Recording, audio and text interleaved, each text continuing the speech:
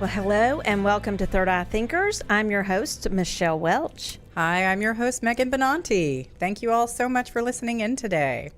So today we have a very special guest. We have Rachel Augusta joining us, and up from Minnesota, right? Minnesota? Okay. So Rachel's really cool. She actually works with animals all over the world who are sick, injured, or have a terminal illness or suffer from some kind of trauma due to previous abuse. In addition to working privately with her patients, she runs a unique membership site where women and their fur babies in all stages of health have community and support, because research proves that animals take on the stress of their human guardians, and this usually leads to illness in the animal's body. She believes that our joy is the antidote to disease in our animals, and when we heal ourselves, we can heal the furry people around us. Rachel's business was featured in the best-selling Hay House published book, Women Rocking Business, as well as numerous radio shows and podcasts. Because of her activism, Rachel was interviewed by the New York Times, CNN, BBC, and was on the cover of People magazine. Rachel has worked with thousands of animals, and her techniques have created miraculous results in her patients. She's the modern-day Dr. Dolittle, and she's committed to helping us keep our fur babies healthy. So thank you for joining us, Rachel. Hello, thank you for having me.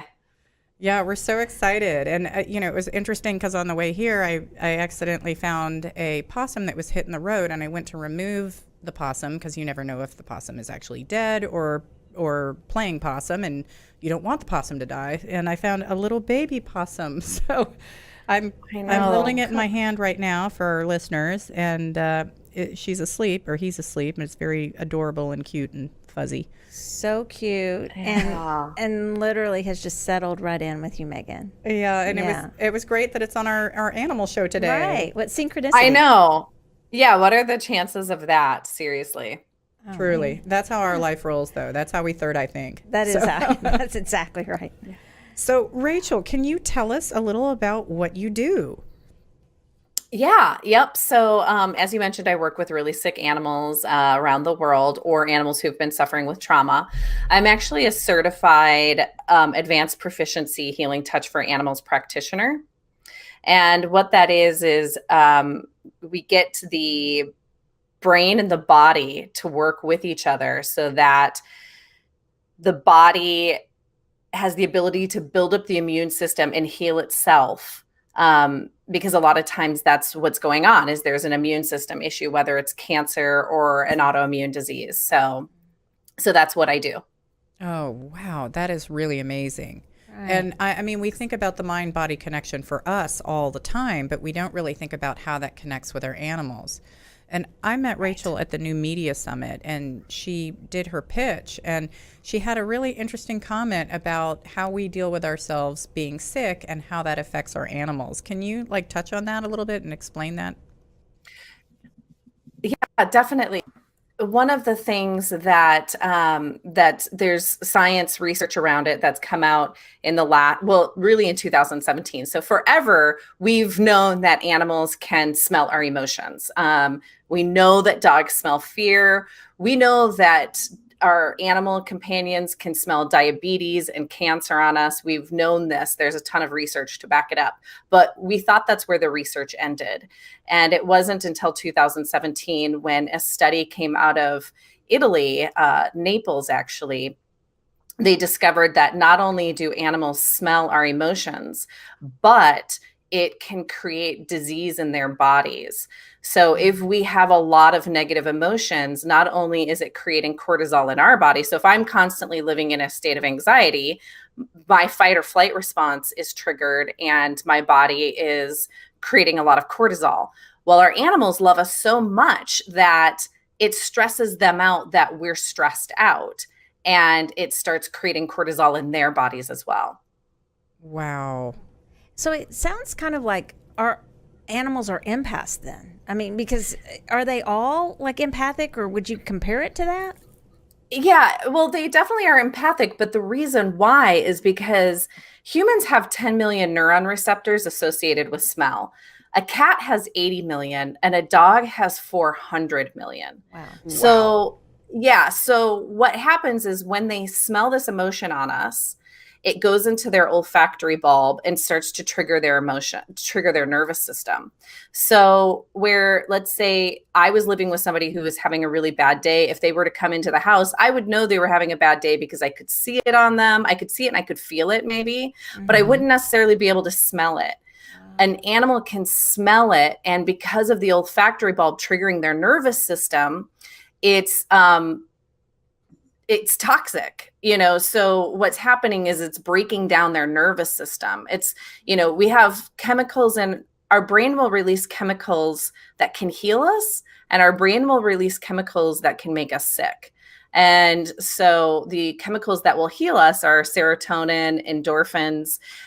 If you go to the doctor with a broken arm and they ask you what your pain level is, they're not asking you because they feel so bad that you have a broken arm and they just will really want to know how much pain you're in. They're asking you because you can't heal if you are in pain.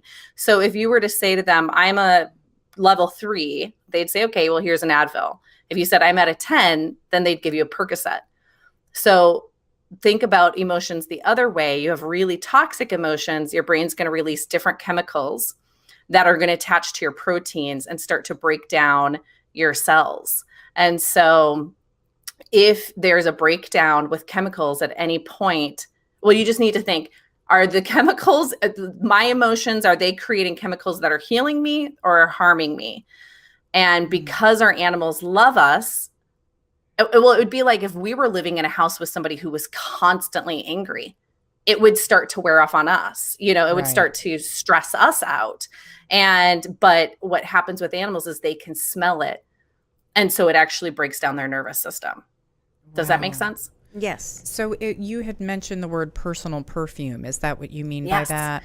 Okay. Yeah. So one thing I ask people when I'm talking to them and my clients is like, think about what your personal perfume is. What do you actually smell like? And I love to use the metaphor of, walking through a mall. Like we've all walked through one of those big malls where there's a Macy's or Nordstrom's, and you immediately know you're coming upon the perfume section because it's like, oh God, like immediately starts, I can feel it on my face. It's like, I dread it because they're there waiting to just like spray you with their perfume, and it's toxic smelling. And so imagine that's us, what do we smell like when our animals come upon us? Do we smell like joy, or do we smell like anxiety and depression? Yeah. And because their noses are so their sniffers are so much better than ours, they are literally smelling those things on us. Wow. So how are doctors and caregivers tapping into this, maybe that Italy study? What are they doing? I mean, of course, we want to help the animals not take on all our emotions, but also how is it being used for the animals to help people heal themselves? It's kind of goes both ways, right? So yeah. So how are they? What are they doing with that study? It seems like to use that to help people. Yeah, it's my mission. It's what I'm trying to do. I mean, people are talking about it, but but it sounds like it's just you so far, because I've never heard of it until today. So this is pretty incredible. Yeah. Yeah, it's not widely known. It's one of those things where it's not widely known, and then it also makes us feel really bad. Because we're like, oh my God, did I cause, my dog or my cat who died of cancer 2 years ago to die? And it was one of those things that I had started seeing it with my clients. I didn't have the scientific research to back it up, but it was pretty common for me to be working with an animal and then find out that something really disastrous and emotionally traumatic had happened in the house. With the humans. And then all of a sudden their dog got cancer. So maybe there was like a divorce going on. Someone in the house got breast cancer, maybe, maybe they lost a child, a human child, like something going on. And then all of a sudden the animal gets really sick. And that was kind of a theory of mine. I could see it, but I didn't have the science to back it up. And then about 2 years ago, I was listening to these researchers talk about it. And I was like, oh my God, yes, this is exactly what's happening. Like I see it. I can give so many stories that animals I've personally worked with, where the animal was perfectly fine until someone in the house had something really traumatic happen to them. And and so it's not widely known. And what I'm trying to do, and it seems like it's almost outside of my realm of work, is I'm trying to get humans to like find some joy in their life. And so that's why I have the membership site for women, because for a long time I was like, I'm chasing my tail. I'm running around in circles. There's more animals that are sick than we can, help. And so if we can like get men and women, and but mostly I really see this with women. I get us to like start to work on ourselves. And what I know about human women is that like we won't typically do things for ourselves, but we'll do something for someone else. Mm-hmm. And so if it's like, oh, well, I need to lose 20 pounds, I can do it, but it's like, I have to do this because it's going to help someone else. It's going to save someone else. Or I'm in some sort of a bet with somebody else that if I lose 20 pounds, I'm going to donate $500 to some child in need. Chances are we'll end up doing it because we'll do things for other people before we will for ourselves. That is so I think true. we've evolved that way as women, as mothers, whether you're a mother of a human child or you're mother of a fur baby, we've evolved to want to take care of everybody else before we take care of ourselves. Yeah, so true. Well, and I was on your website today because my older dog has, we believe, cancer of the spleen, not fully diagnosed, but 4 weeks ago, it didn't look like he would last 2 weeks. And his spleen was all swollen up. In fact, I could feel it kind of hanging down. And I have just been loving on him and playing with him. And it literally, the swelling went away. He is in such a better place. And we just passed, today was the 4-week mark, because she said, I don't know, maybe 2 to 4 weeks, give or take. And I was like, I think he's going to be okay for a while, He's got all kinds of like paralysis in his face. I mean, this dog is like, he lives through a lot, but I had a good time. I've just been playing with him and loving on him and showing him lots of fun. And, even if he's laying around kind of drugged out, which today we did half as many drugs.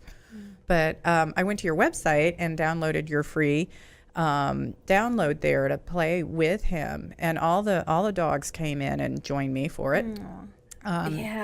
But it was really good. I really love that.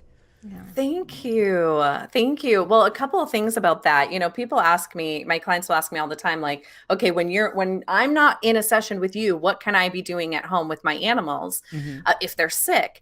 Quality of life is huge. And that's something that, like when you said, it's not shocking to me at all that the swelling has gone down in his body. So if we go back to the chemicals that I was talking about earlier, serotonin, endorphins, like, do not underestimate the power of happiness in the brain. It can cure cancer. And so, just to explain that to people, how that works, because that might sound really woo woo. And when people say to me, nah, I don't believe in what you do, I'm like, you don't believe in the physiological relaxation response? Like, it's been proven. There's a ton of studies. So when we're happy or relaxed or have any of those happy chemicals, good chemicals in our brain that release, our muscles relax. And when our muscles relax, our blood becomes oxygenated. And with oxygenated blood, our body can absorb nutrients more efficiently from food or medicine, or even, let's say, his painkillers, which would allow our stomachs to create digestive enzymes. And when our stomachs are creating digestive enzymes, our blood's becoming oxygenated and all of that's happening, all of a sudden our hormones regulate. And when our hormones regulate, our body detoxes, and then we have new cell growth. And that response is how you can put cancer into remission. Wow. It's how you Wow. can get tumors to shrink. It's how you can get the body to heal. It's the brain body connection. You want relaxed muscles. So that's going back to, if you were to go to the doctor and they were to say, what's your pain level? They're asking to trigger that in you. Wow. So do Mhm. you work in conjunction with vets, or at least with the medication that like the humans have their pets on at that time?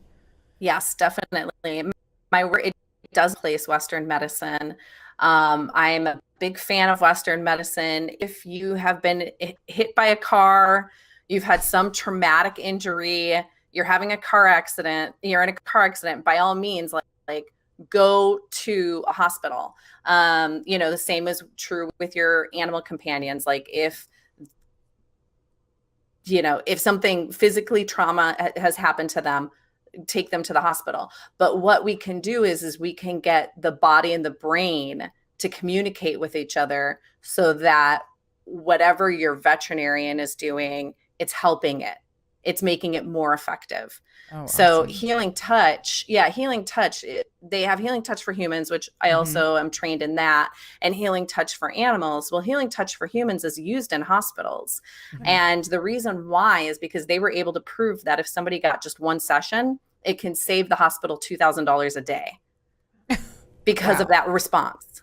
Yeah. Wow. So with you, with your dog being like, "Oh, I love you. I want to play with you." It's like that's actually creating new cell growth. It's getting his blood to Mm. oxygenate, and it's getting his body to go, "Yeah, yeah, let me work with you." And it's like, when people have a scary diagnosis with their animals, they want to keep them inside and, like corner them off in a section of the room. Well, there's no like reason to live at that point. Will to live Right. is huge. And so a lot of times it's like, take them to dog park and let them run, and they're like, but they're sick. I'm like, yeah, but if that brings joy and happiness in their life, they're going to have a reason to want to hold on. Yep. That is so A, true. a friend of mine had a golden retriever, and she always has goldens, and they are their family. And the golden got some form of cancer, and she had a bucket list. She and her daughter, who was like 16 at the time, they had a bucket list for the dog, and they took the dog to the beach. I think it was Buddy, that was the name of her golden at that time, and all these things on the bucket list for which I'd never heard of for at that time for an animal. Maybe people have heard of it by now, but they took him to the beach. They took Buddy, got Chick-fil-A once a Aw. week because instead of saying, "Oh, these are all the things that are going to make him healthier," it was the fun, and he lived longer. It was the joy, like you talked about. So Joy. yeah, Yeah. Buddy was having a lot of fun, right? Yeah, that's awesome. Living out his bucket list. Yeah. Plus, they were enjoying him instead of, like you said, just saying, "Oh, you have to be careful and stay over here." Yeah. Right. And the other part to that, the other side is that when we get a scary diagnosis with our animals, our first, our response is to grieve.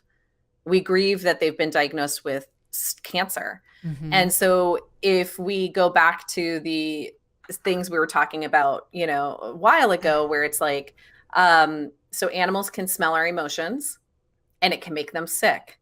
If I'm in a state of grief over their illness, it's going to actually make their tumors grow. Oh wow. Mm. Yeah. So it cycles. It can back make around. it worse. Yeah. Yeah. So I have a question about the flip side. Let's say a human is not doing so well. For instance, that anxiety, or being sick. And I'll use my cat Artemis. Artemis is a boy that we thought was a girl, so it has the beautiful name of the goddess hunter Artemis. But Artemis, Yes. he is. I always call him a healer because his purr just is so healing. But should I feel Yeah. badly about this, that he's always coming and soothing me when I'm having anxiety? Because of course I'm No, loving on him when he does, but he'll just be right up on me. But he knows, for sure, like you're saying, totally. he knows. But They how do know. I Yeah. balance that? Because I don't want him to take on too much of my Yeah. anxiety. Such a good question, and that's the thing is like they are healers, and actually a cat's purr is the same frequency of an ohm tuner. which can heal you. Wow. And so, yeah, cats' purrs really are healing, and our animals really do want to heal. So when we're sad, I mean, I say our animals, except my cat is like, you're fine, you're good. She's the only, she cares about everybody but me. And if I'm sad, she's like, you're fine, you're fine.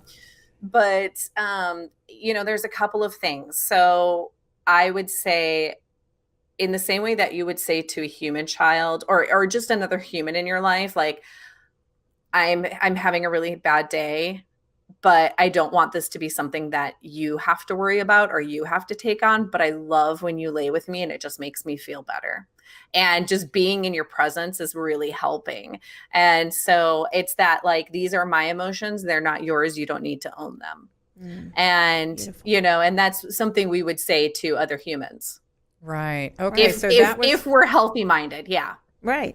And so that was actually what I was thinking with my next question was, like, is that something, you know, how do you prevent your animals from taking on emotion? So you just tell them like you would another person? Yeah. Yeah. I just, awesome. You know, and the thing is, animals are telepathic. They, when we talk and think, we speak in images. We create images in our brain for them. We just do it so quickly, we're not aware it's happening. But that's how they telepathically communicate with us. And that's why oftentimes, you know, the day you're supposed to take your animals to the vet, they disappear. It's because you were thinking, I need to get ready to start taking them to the vet. And then your animals magically disappear. And that's how they know, you know, or it's like you're thinking, oh, I want to take them for a walk. And then, you know, but you haven't said it. They know, because they're reading your images. So just saying to them, I love when you lay on me. This is so nice. This is so healing. I've had, you know, I'm having a bad day, or I'm having a bad month, or this has been a hard year, but this is me. And this isn't anything you have to worry about. This is something I'm working through. This is part of my spiritual, you know, process. You know, because bad things are going to happen. And it's unreasonable to think that we're always going to be in the state of joy. Like, that's not even realistic.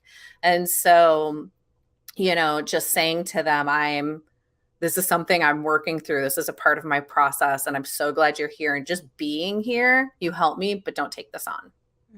Oh, wow. I love that. Yeah. And I love that you say animals see in images, because that's how I read for people, is through imagery. And so I was like, oh, I'm like my dog, which I've always thought so in more than one way. Or multiple dogs. You know, and I think if we would take the same advice with humans, you know, if Megan is comforting me or I'm comforting Megan through something, you know, and if we would say to those people more, you know, thank you for being here for me, but please don't take this on. You know, if we would just express that more. And that's probably what you're doing, I'm thinking, with the women's Facebook group and everything. Could you tell us a little bit more about that? Yeah.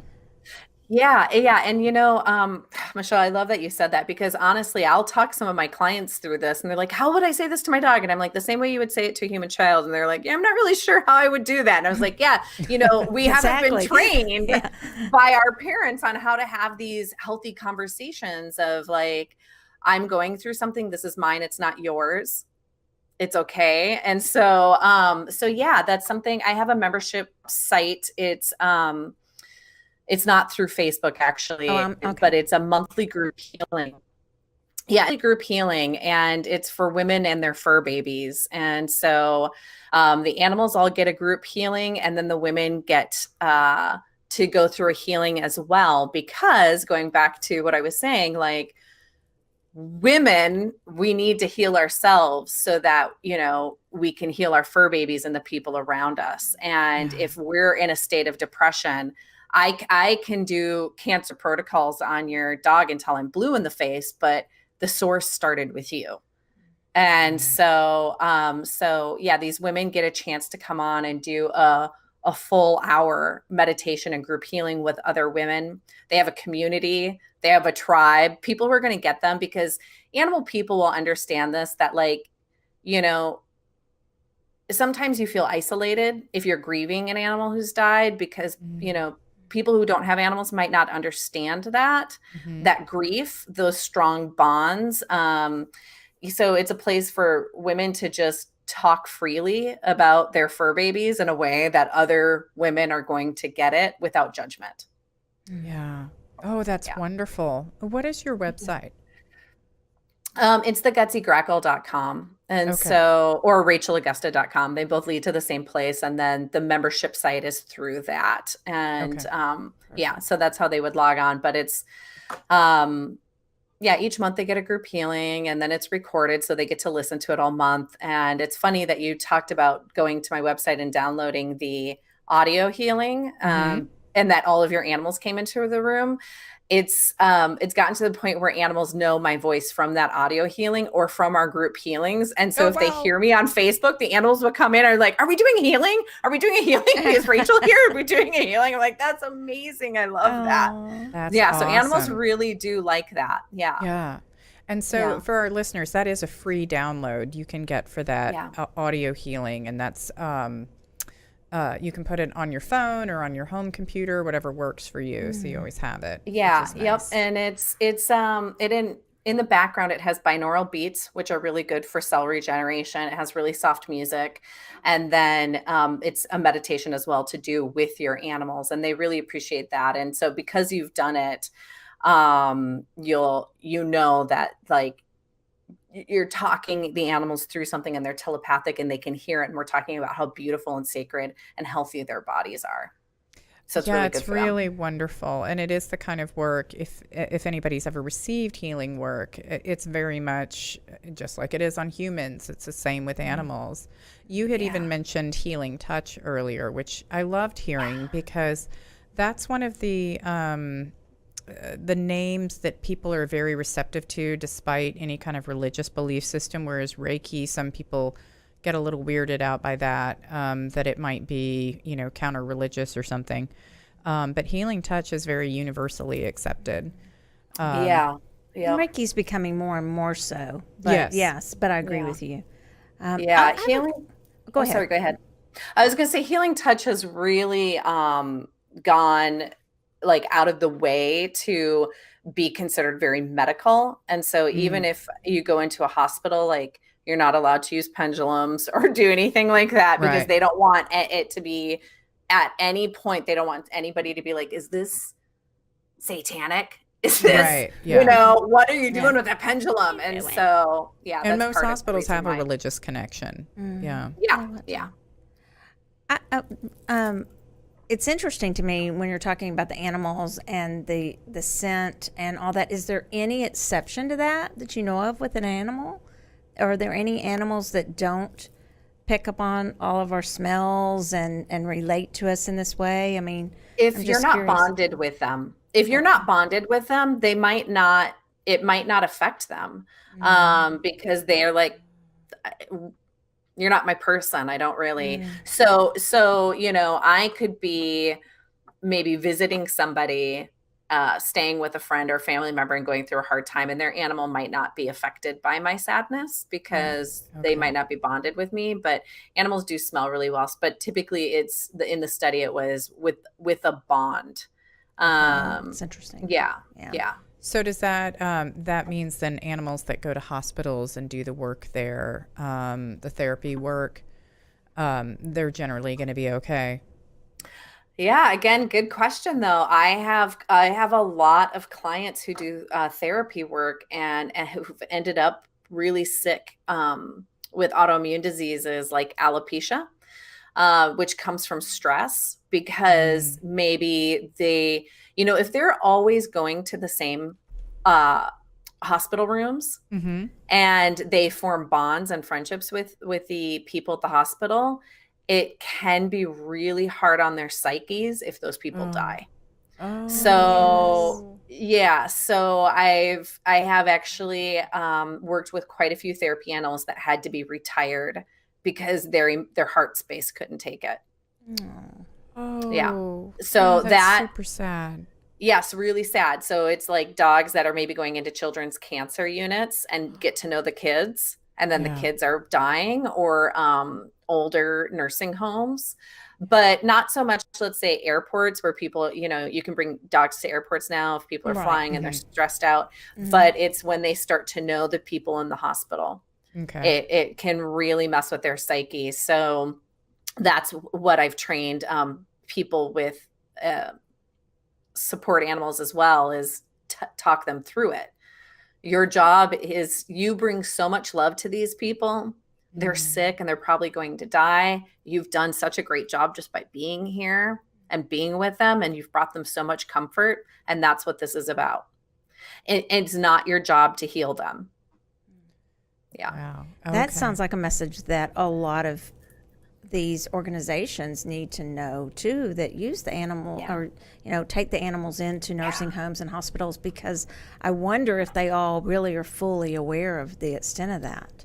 Yeah. And they need to be, clearly, for the animals' sake, right? Yeah. We just don't think about it, but they love us. And so it's stressful for them. Well, and it's interesting that you mentioned about the connection, because I remember just being at in the cancer section of the hospital way back when, and there was a dog that came through, and I was loving on the dog, but the dog was really detached from me. I mean, he didn't mind like me petting him, but he would really was like, I was like, wow, this is not my dog, But now I'm glad, glad for the dog. So yeah, he probably had his own protection things in place. Yeah. So. Yeah. So amazing. Thank you so much for all this information. I mean, I think more people need to, so many people love their animals, but and their fur babies, but I don't know that we always look at it from this angle. And thank you so much. Hopefully a lot of listeners will hear this so that they will become more aware. We want to get your message out there. Yeah, the message is, I'm sure your message is out there a lot, but we want to hope to get it out there even more. Because, thank you. Yeah, thank you. I mean, it's one of those things where women are doing so much work in the world, and we're stepping into positions of being entrepreneurs, and maybe, have given up the idea of a human family, a nuclear family, to have a career. And then we have fur babies and all these other things. So we have all of these stresses and things in our life. And the last thing we want to be doing is harming the furry people that are there to greet us when we get home and love up on us. Oh, absolutely. Well, thank you so much for joining us, Rachel. Can you give us your website one more time in case people want to reach out to you? Yes, it's rachelaugusta.com, RachelAugusta.com, or the Gutsy Grackle. It's gutsygrackle.com, GUTSYGRACKLE.com. They both lead to the same place. Awesome. We love that. Yes. Thank you so much. And thank you to our little sleeping. I had the possum. Yeah, the baby possum. Oh, we seem to be just waking it up. Oh, he's stretching a little. Oh, it's so cute. Our little co-host here today. Yeah, we have to get some. Next up is getting some possum food. So. Yeah. I see you maybe carrying a little pouch under your shirt and keeping him warm until he's ready to be the third host on your show. Yeah, well, I was like, oh, can I stuff him in my bra? But might not be room. One of those little bags that we put. Yeah, I can get a little bit. I can borrow one from my daughter-in-law from carrying the baby. Yeah. Yeah. Well, thank you so much again, Rachel. He goes. Yeah. Definitely. And I just really appreciate this. So thank you for having me on your show. We appreciate Absolutely. you. So everyone, you have been listening to Third Eye Thinkers today with your hosts, Michelle Welch, Megan Benanti, and Rachel Augusta. Tune in next week. We'll be discussing something new and exciting. I'm sure of it. Third Eye Thinking. Yep. Always third eye thinking. So have a good week. We'll see you next week.